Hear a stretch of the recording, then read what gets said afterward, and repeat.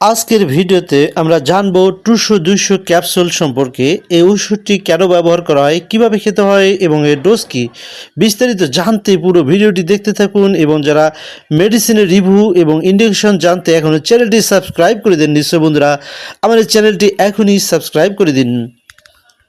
প্রথমে জানবো 200 কি। 200 হলো একটি অ্যান্টিবায়োটিক ক্যাপসুল। এতে রয়েছে সেফিকজিম ইউএসপি 200 মিলিগ্রাম।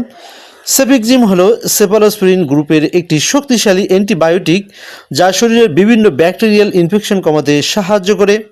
আর এই 200 গ্রাম ক্যাপসুলটি উৎপাদন করেছে ওরিয়ন ফার্মাসিউটিক্যাল লিমিটেড এবং প্রতিটি ক্যাপসুলের দাম হচ্ছে 40 টাকা করে। আর এই 200 মিলিগ্রাম ক্যাপসুলটি ভাইরাসজনিত রোগ যেমন ঠান্ডা, ফ্লু বা ভাইরাল জ্বরের জন্য কাজ নাও করতে পারে। এবার জানবো 200 এর ব্যবহার। ডাক্তাররা সাধারণত এই ওষুধটি ব্যবহার করতে বলেন গলা ও টনসিলের ইনফেকশন সারাতে, অথবা কানের ইনফেকশন অথবা সাইনাস ইনফেকশন সারাতে, অথবা ফুসফুস বা শ্বাসনালীর ইনফেকশন কমাতে, অথবা প্রস্রাবের ইনফেকশন বা ইউরিন ইনফেকশনে যারা আক্রান্ত, এই ইউরিন ইনফেকশন সারাতে ডাক্তাররা এই ক্যাপসুলটি দিয়ে থাকেন। এছাড়া টাইফয়েড জ্বর সারাতেও ডাক্তাররা এটি দিয়ে চিকিৎসা করে থাকেন।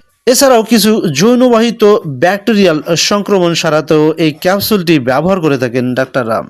এবারে জানবো 200 কিভাবে কাজ করে। এই অ্যান্টিবায়োটিক শরীরে ক্ষতিকর ব্যাকটেরিয়াকে ধ্বংস করতে সাহায্য করে, ব্যাকটেরিয়ার সেল ওয়াল নষ্ট করে এটি সংক্রমণকে আস্তে আস্তে কমিয়ে দেয়। ফলে জ্বর, ব্যথা, গলা ফুলে যাওয়া বা ইনফেকশনের অন্যান্য লক্ষণ ধীরে ধীরে কমতে শুরু করে। এবার জানবো 200 মিলিগ্রাম ক্যাপসুলটি খাওয়ার নিয়ম ও ডোজ। সাধারণত প্রাপ্তবয়স্কদের ক্ষেত্রে ডাক্তাররা দৈনিক 1 থেকে 2 বার খাওয়ার পরামর্শ দিয়ে থাকেন, তবে রোগের ধরন অনুযায়ী ডোজ পরিবর্তন হতে পারে। এই ক্যাপসুলটি খাবারের পরে খেলে পেটে অস্বস্তি কম হতে পারে। প্রতিদিন একই সময়ে খাওয়ার চেষ্টা করতে হবে। সম্পূর্ণ কোর্স শেষ করা খুবই গুরুত্বপূর্ণ। অনেকেই একটু ভালো লাগলে অ্যান্টিবায়োটিক বন্ধ করে দেন।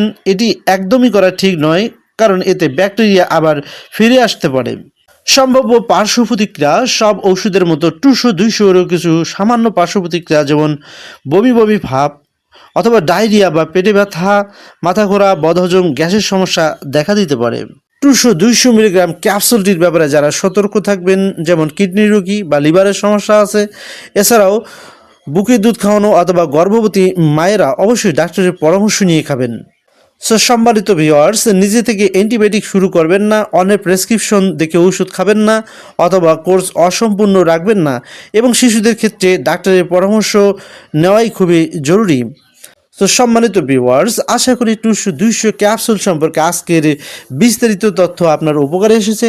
ভিডিওটি ভালো লাগলে ভিডিওতে লাইক, কমেন্ট এবং শেয়ার করতে ভুলবেন না। আর এ ধরনের ঔষধ বিষয়ক সহজ বাংলা ভিডিও পেতে আমাদের এই চ্যানেলটিকে সাবস্ক্রাইব করে পাশে থাকুন।